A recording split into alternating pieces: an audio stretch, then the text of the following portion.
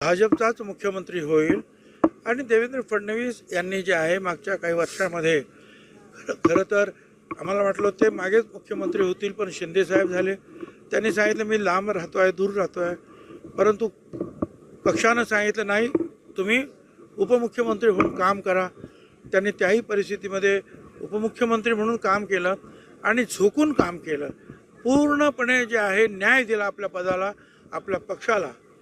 त्यामुळे एक मोठं यश BJPला सुद्धा मिळाले. 132वर आमदार मिळाले.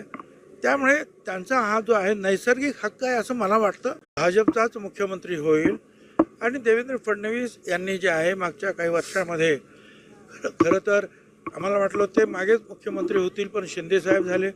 त्यांनी सांगितलं मी लांब राहतो आहे, दूर राहतो आहे, परंतु पक्षानं सांगितलं नाही तुम्ही उपमुख्यमंत्री म्हणून काम करा. त्यांनी त्याही परिस्थितीमध्ये उपमुख्यमंत्री